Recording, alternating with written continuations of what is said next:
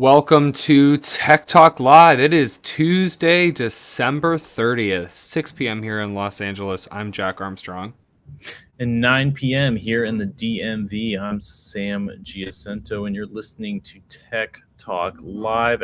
As always, you're welcome to call in with your questions, 213-679-4599, and follow us on Twitter/X at tech_talk_live. We have to dive into a scandal tonight. Lots of intrigue. Lots of a lot of common themes we talked about before, right? Yes, the Honey scandal. If anyone is familiar with this Honey plugin, it's a Chrome extension and a browser extension that has been stealing your purchasing data, I guess you could say, to give you promo codes. It might sound like it's just there to save you money and get the stores that are on their app more sales. However, there's a lot going on under the scenes, behind the scenes. We should break it down. So there has been some controversy with this extension. No, absolutely. And as Jack said, it sounds like a good idea, right? It's a browser extension that sits there very friendly. When you go to check out, it will offer to check a website's promo codes for you and get you the best deal, which apparently was the claim. A lot of stuff going on behind the scenes, though. So we're going to have to zoom out and look at the world of affiliate marketing, right? So affiliates, use affiliate marketing. My understanding is creators like us or YouTubers, or you probably have seen a YouTube ad or at least sponsor segment in the last few years that has sold honey. And using a special link, the YouTuber or creator on whatever platform gets a commission when you are to use honey from their referral, or they are an affiliate, to purchase a product or gain a discount. So yeah, sort of, seems pretty straightforward, right? Well, the thing with affiliate marketing is that more or less the last person to get your click, so to say, gets the commission. And on the back end, it seems like there have been sort of some less than optimal. We'll avoid using exact terms. There are a lot of elements of fraud, but it is not overtly fraud on Honey's part, where at the last second, the link would be switched out. Users are profiled to determine, are they simply checking for compliance with rules or terms of service for affiliate marketing companies. If they think it's a genuine consumer, show them the offer. If they think it's a tester who they need to comply with the rules and policies for which they agreed to comply, you may remember checking I agree, right? PayPal did that. They agreed in spirit, let's just say. And it's all coming back to sort of haunt them in a massive way. Honey, which used to have 20 million users, is now down to the teens. It's lost several million users across this multi-part expose by YouTuber Megalag, which is pretty funny because I consider myself well YouTubed, but the first time hearing of him was the initial sort of expose, which came out almost a year ago at this point, but he continues to follow up with more and more extensive analysis that Yeah, shows so this is not a passive thing. exactly. Yeah, just a couple days ago, part two of the investigation came out, and it really just exposing more evidence of this affiliate link hijacking and unfair competition with merchants on the platform that they're essentially blackmailing that if we can't take you off of here and we're going to publicly leak all your promo codes. So yeah, it's not good, not good. And it's, well, especially difficult if you're a small business, right? Because sometimes you'll have a test promo code that somebody will use, like an employee, right?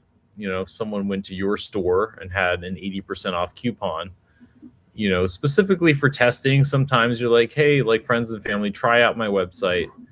Here's a promo code for 80% off. It's not something you would use or want publicly accessible, but, given the permissiveness of Honey's data collection and aggregation policy, essentially anything you type in is theirs to keep.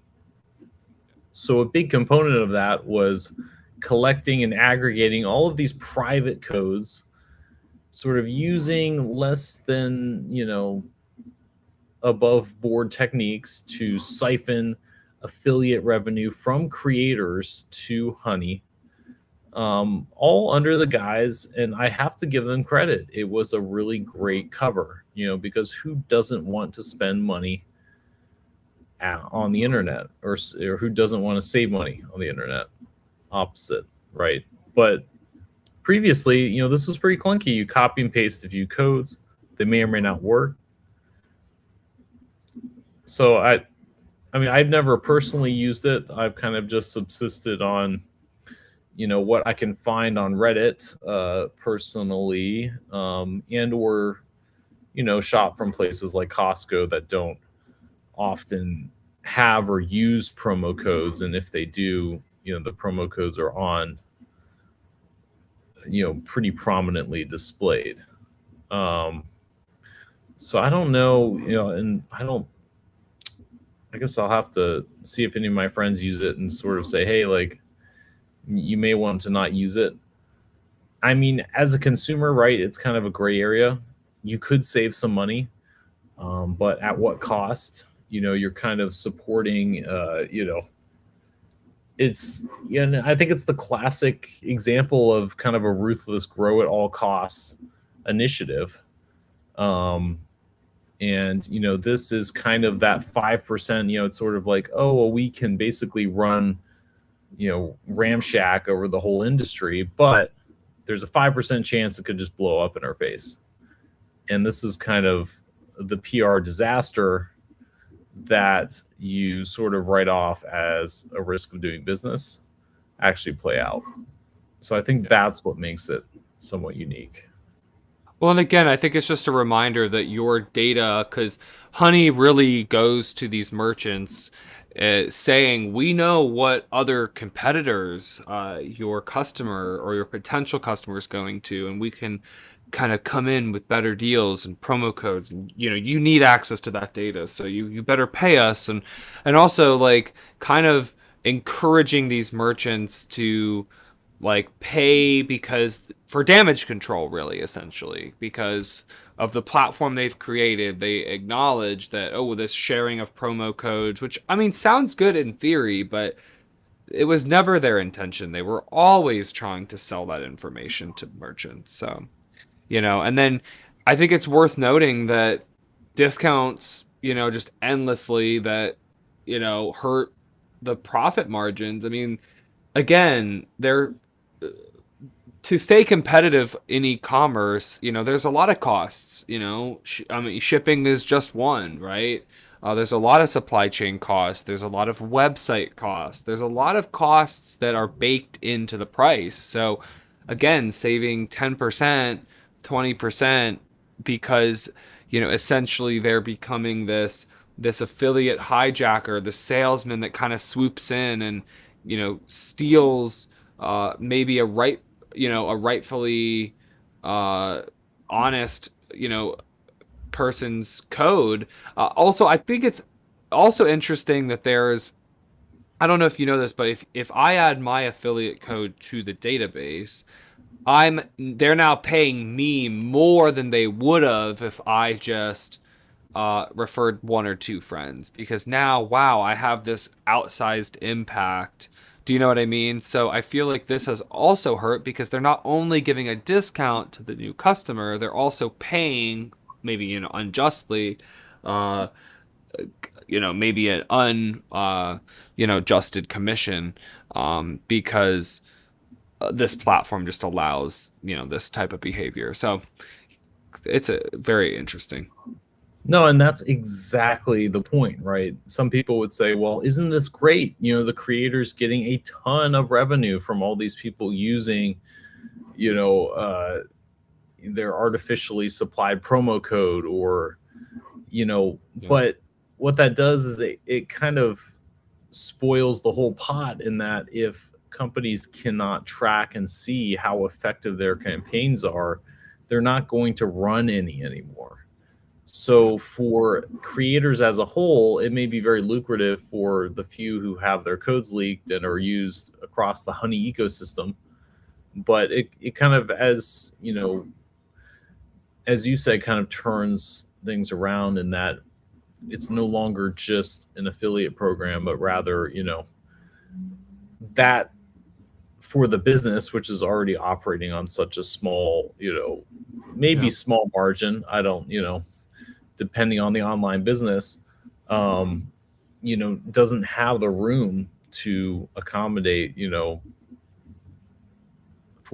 off promo code that has been more or less uploaded and distributed to all 20-ish million of Honey's user base. Yeah. So a huge story. I don't know if you have any final thoughts on it. We'll keep an eye on it, but we have to say something. If you're using it, up to you to keep Stop using it. But I wouldn't. But I would look into it. All decisions are your own. Mm-hmm.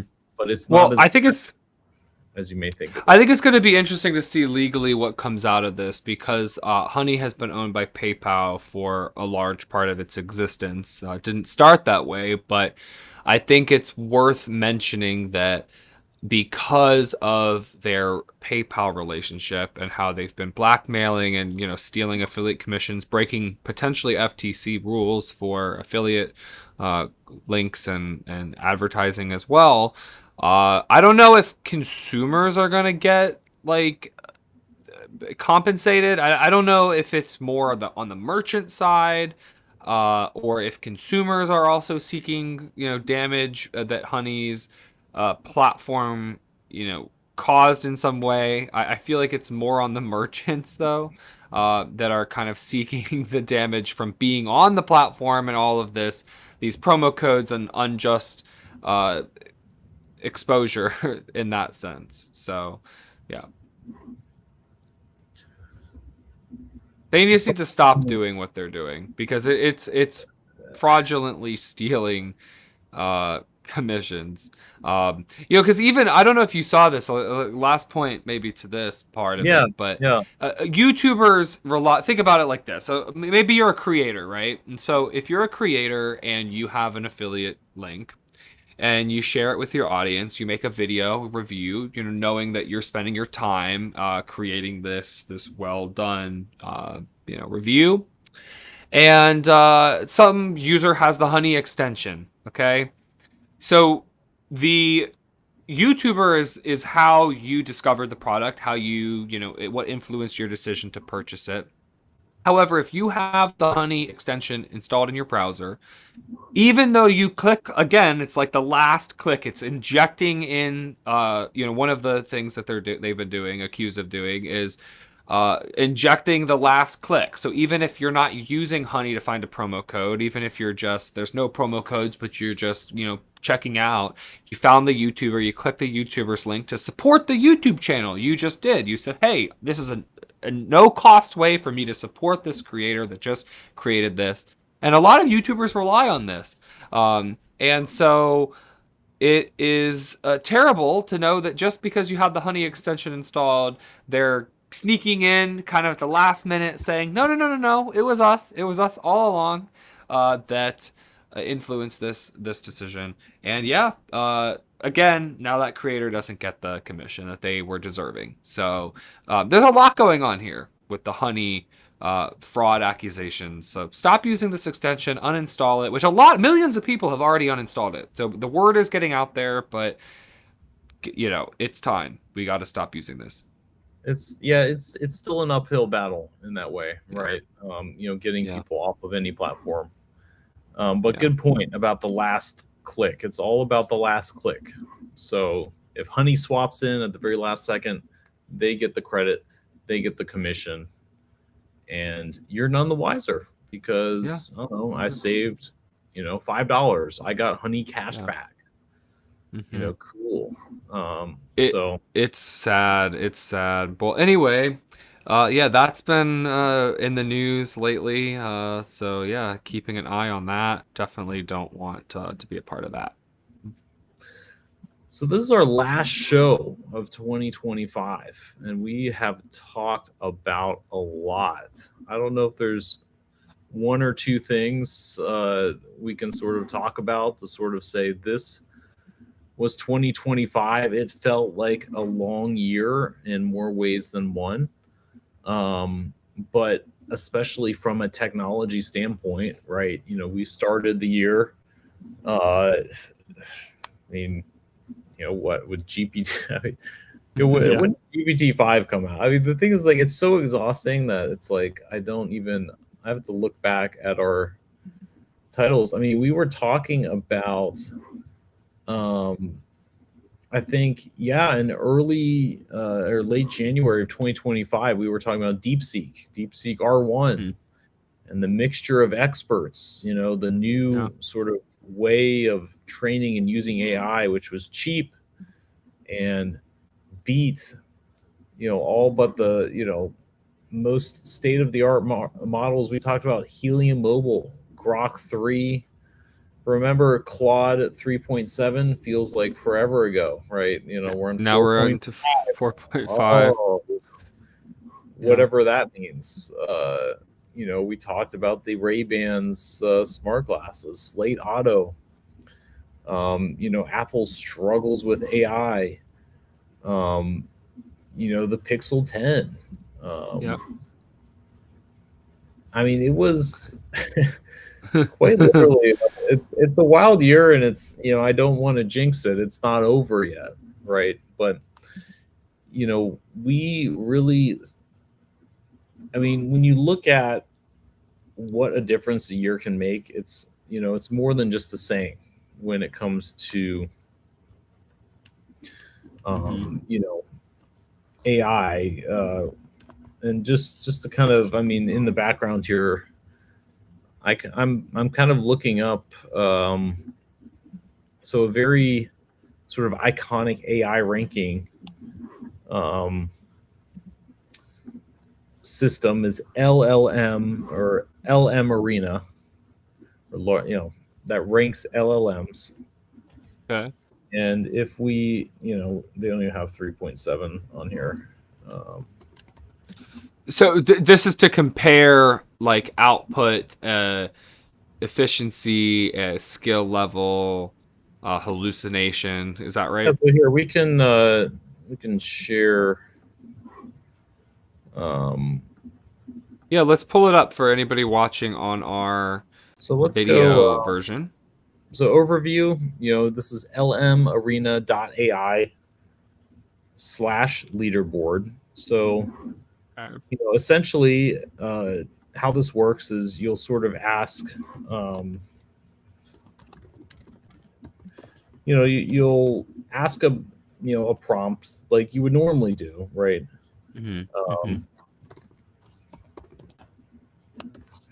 So what's the point of using such a thing? Just so that you can compare in real time, or that we can... Yeah, so this is A/B testing, right? So, essentially two models will answer the question.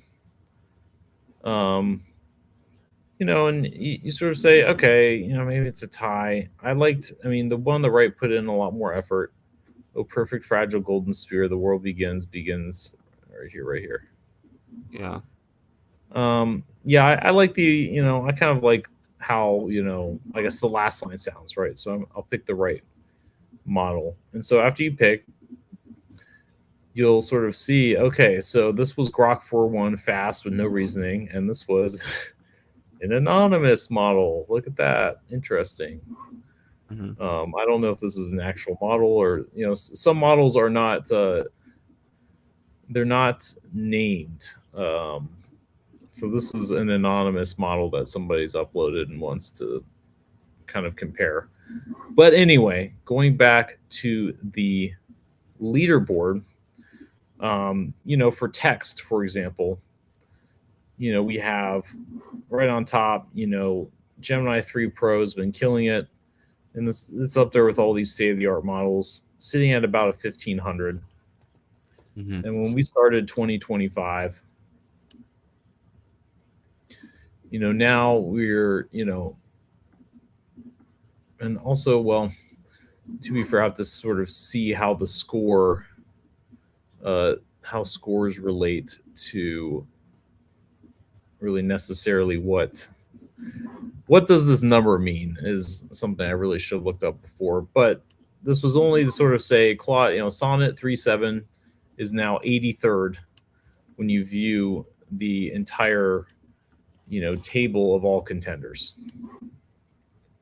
So, so now something that was cutting edge at the beginning of 2025 is now 83rd. I mean, it's still, I guess we're, 290 total or whatever, but, still. So something that was state of the art at the beginning of the year is now a third of the way down the list. So just so yeah, things are moving really quickly. So that's wow. We've come to the end of the year. And yeah, things are moving quick. I think I still like using Chat Playground to compare in real time. I think it's fascinating. I do still like that. They fixed my account. I think we also had issues earlier in the year, but yeah, no, they it's a again, you've got 6 interfaces, and again, they're all kind of, you're asking the same query and they're displaying it all in one view. But yeah, no, AI has been moving super quickly. Well, you also sent over another interesting thing today.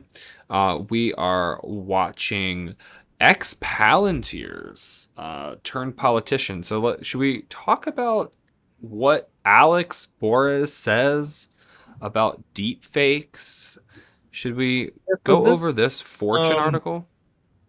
Yeah, no, I mean, this kind of caught my eye because this was something that, so zooming all the way out, right? Deep fakes and AI generated content is proving to be a problem, right? It is not only damaging to people's reputations and emotions and personal lives, but also to our ability to consume information. What is real? We don't know what's real anymore because, convincingly so, there are fakes which can manipulate really any voice or image, from stills to videos to tone and even language. So we have no clue what is real or fake anymore. We're kind of in a post-truth era, not even from a what people are saying and believing, but from what we are seeing. And I think that's kind of a clear distinction, is that sort of term, post-truth era has been thrown around. But I think on a serious note, when you cannot even believe what you're seeing on the internet to be something, and it's even more convincing than a text bot, this is a video or an audio message or a targeted phishing attack with a website generated, pixel per pixel based on the real one.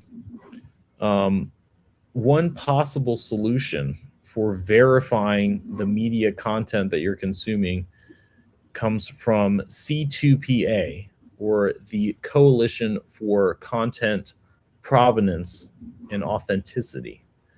So it's an open source standard that allows you to essentially tag images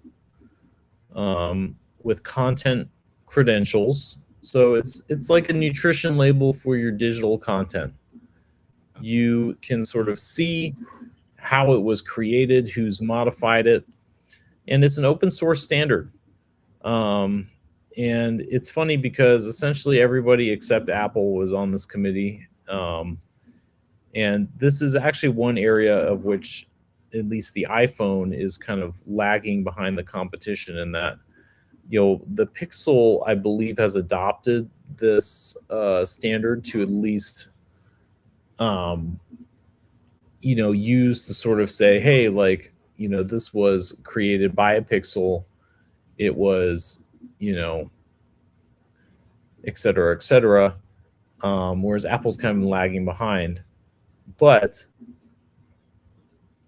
tying it all in a nice bow, this, much like HTTPS, sort of encrypted the internet back when people thought banking would be impossible over the internet. I mean, there are just people hungry for your credentials. Well, we adopted a widespread standard of digital certificates to verify the authenticity of a website. Why not do that for content? And that's kind of the overall summary of what C2PA aims to do. And it could be a real solution to the deepfake problem. If people don't see that it's, has content credentials, it's probably AI, because no, it was not created with, a source which, is human generated.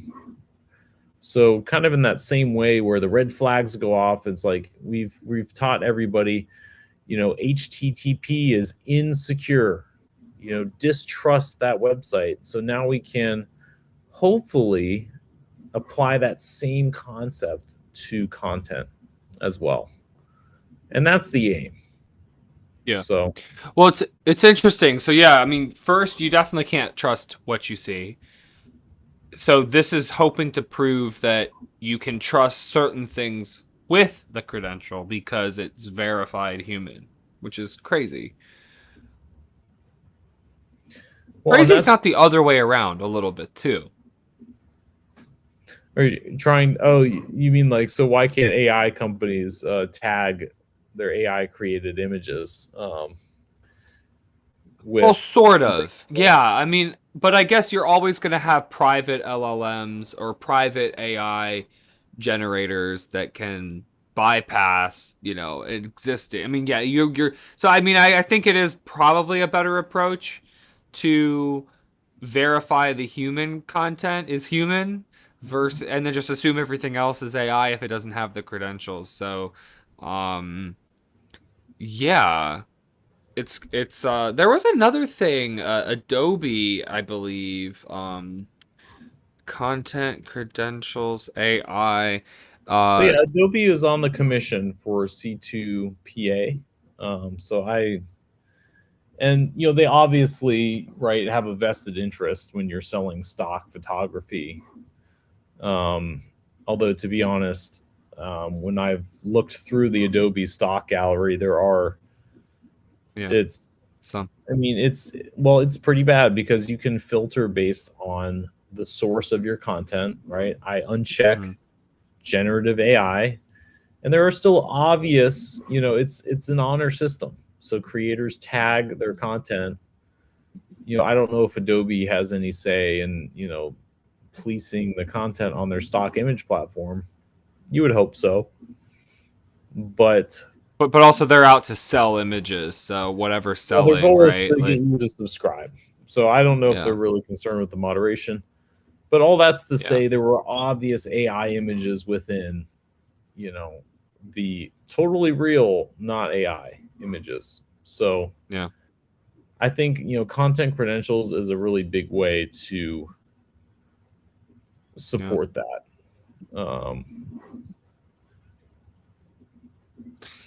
Yeah, it's fascinating. It is really fascinating to see. So we're looking at contentcredentials.org. That's the website we're referring to for the CR standard. Yeah, yeah, exactly. Okay, And perfect. feel free to, uh, you know, even if you're a consumer or an app developer, they have guides on how to adopt the standards. You can connect it to any piece of content. You can add a signature to every update. And it essentially just kind of shows you, there's a log of all the edits. It really is quite extensive. Yeah. Yeah, it seems Um, like it. and Yeah. they, I mean, they even have, you can explore it as a consumer or view the glossary of terms. So it's a very, it's meant to be approachable, um, but it's not, it's something that requires adoption in order to be effective. I mean, it seems like a great piece of technology, um, in terms of, well, a lot of industry heavyweights developed it. Well, now it's time to adopt it. Yeah. And that's kind of where I was name and shaming Apple earlier, is because it's sort of like, okay, well, now's the time to either kind of buck up and either adopt the open standard or come out with your own walled garden alternative that's can be marketed as better, because this is a problem that can't wait. It's Yeah. not, the Apple tradition is let's wait 4 years and release something that's allegedly fully cooked, right? Well, this isn't, this is something that kind of needs immediate attention.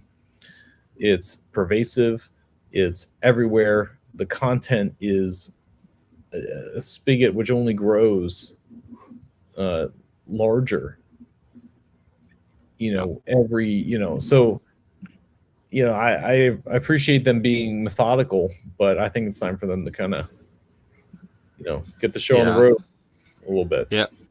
Maybe. Yeah. AI. Well, in other news, rabbits come a long way, by the way. I think they were maybe not time to pick one up. If you saw the sale, if anyone's listening to this right now, they're Oh, on I'm gonna get it sale for online. 25% off for 2020, rest of 2025. Maybe hey, you know what? If your kid really wants one, maybe a good intro to AI. But also kind of scary to think about kids using this. So, yeah, I don't know. But it has come a long way. The software, I know at the beginning was not there. Not quite there yet. Also Gemini's come a long way this year. We're already to the premium options. We've seen the deep research with Gemini come, you know, quite far. We've seen Apple with their answer the phone, why are you calling reasoning. Again, kind of stopping spam calls and AI calling. So it's going to be interesting to see how that. Also, can we take a moment to realize the new iOS? If anyone's on an iPhone, you can now record calls, which you couldn't do for like 10 years. So kind of cool. But also, obviously, it's alerting the other party and, hey, I'm going to record this call. But you couldn't do it built into the operating system until now. So a lot of little improvements have been coming out this year. Well, and I'm glad you mentioned that, because that was kind of a huge deficit of iOS, was the lack of call recording. Also, I mean, disclaimer for all you people out there, depending on your state, if you're in the United States or wherever you're listening to, do not become a felony wiretapper. Yeah. You're not the NSA. You can't just listen to people's conversations. There are punishments for you. Okay, so keep it legal. Yeah. Well, I mean, you do have to. I mean, it first of all, they are explicitly saying this call is being recorded. I mean, like, you should tell the other person, but if the other person's on the call, like, they can hear it. There's no muting that. So, yeah, it's interesting though. It's come out like that. Other big news, Comet and Perplexity has also kind of come a long way with the new browser agentic browsing kind of starting maybe a trend. Will be something to keep an eye on in 2026. Oh no. Uh, again, yeah. You've Well, seen this browser.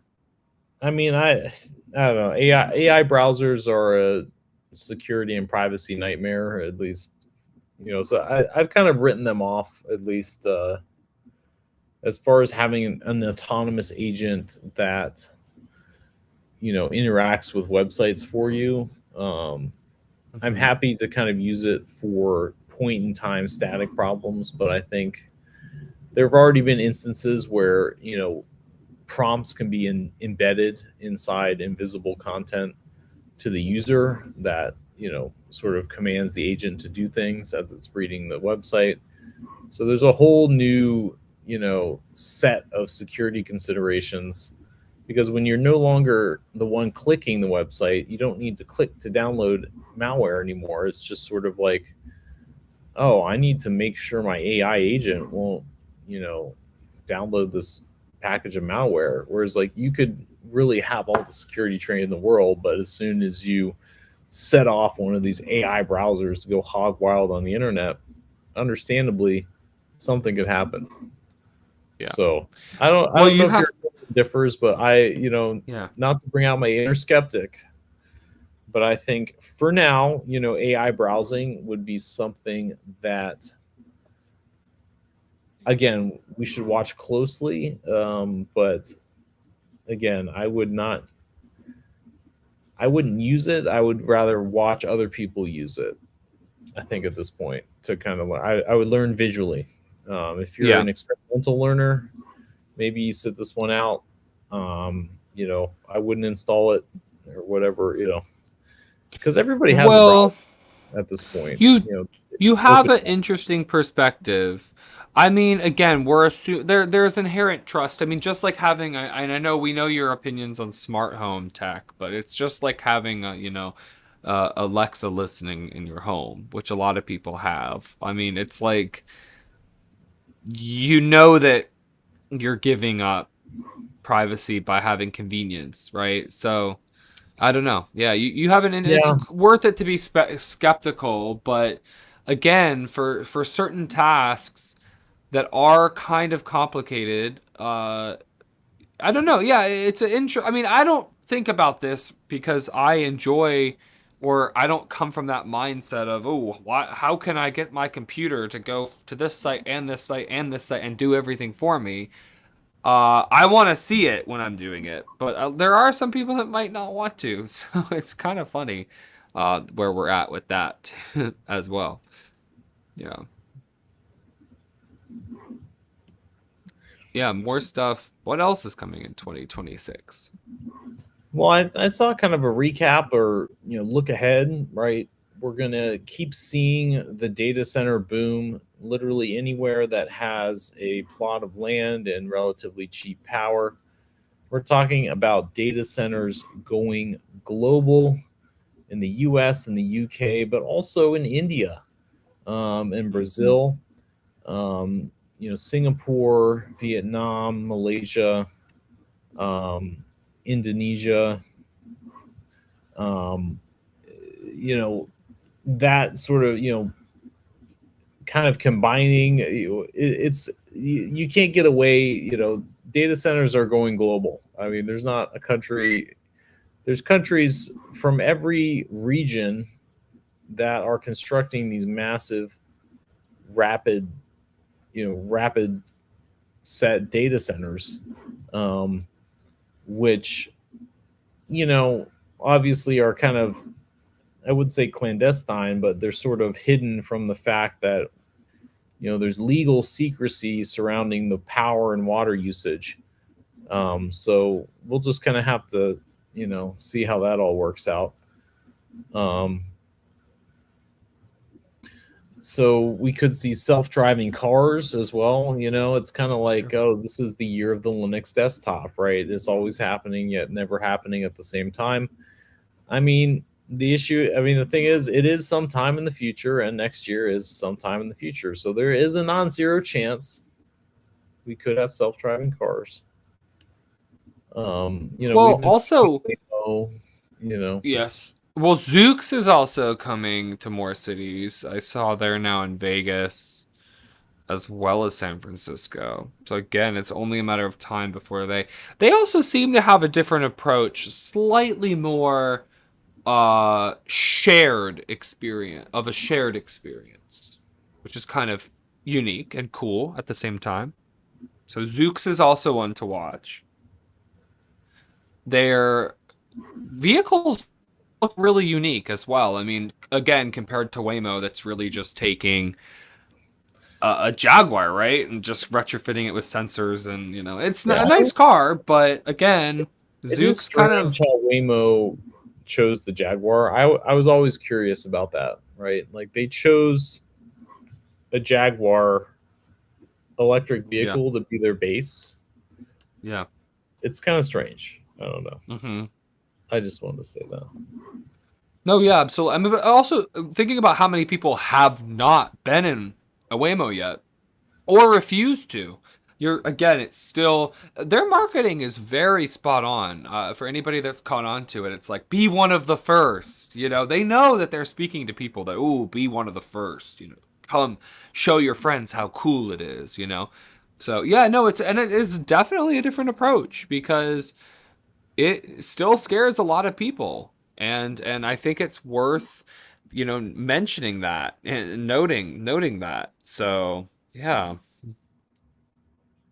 it's still at the very beginning stages of this AI industry, and also again Chevy Cruise, their systems were again completely taken off the road. So unlike Waymo that has a better seemingly track record at the moment, but a lot of people really still don't like them, especially people who uh drive and see them in the way. They see the chaos that they're causing potentially. So yeah, it's a quite a interesting. Uh, it'll be an interesting field to look into. Yeah, so keeping an eye on self-driving cars for next year, more changes from OpenAI, and Johnny Ive. We also are expecting more announcements from Well, yeah. Johnny Ives. Are we ever going to get Remember this that? OpenAI hardware announcement, or is it another kind of Yep.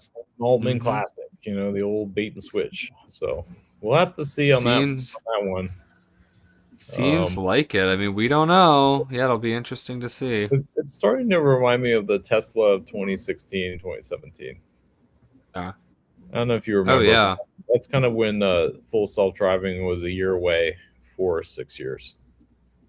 Oh, it's gonna be a ways away. I mean, yeah, we're no longer we're not close to this stuff. I mean, I think the companies want you to think it's here, it's ready, take it now, but it's there's still a lot of work that they have to do to get like on the highways to map cities and out. Weather also really doesn't do well with lidar sensors, so kind of again maybe don't take it if it's rainy. Even at night, I mean, I don't know. I would be careful with um bad weather like snow, sleet, ice, waymo, rain. Probably not the best time. And again, I'm sure the Waymo knows that the conditions are different, but again, it still can affect the sensor and how the light is refracting and getting and how the sensors are reading the distance of it, the surroundings of the Waymo, right? So just a thought. Maybe don't take it if it's bad weather. If there's bad weather, right? So anyway. Well, any final topics that we're looking forward to next year? I'm trying to think. Well, I think we covered a lot. we have covered an incredible amount. That's the understatement. We have had 50, close to 52 episodes this year. Yeah. And more to come in the new year, lining up some guests. We'll have more conversations surrounding AI and other tech. Yeah, we have exciting guests coming soon as we wrap up 2025. 2026 is going to be a good one. I can feel it. I can feel it. It is. Yes, we lots to come. Stay tuned. Visit us on the web at techtalklive.xyz. Sign up for our weekly newsletter. Listen to the show here on YouTube, Twitch, anywhere you get your podcasts. And until next week, we're here every Tuesday, 6 p.m. Pacific, 9 p.m. Eastern, Tech Talk Live. Until next time. See you in the new year, right? You missed the best joke. See you next year. Anyway, See you next next week, year. next year. Same difference. Talk to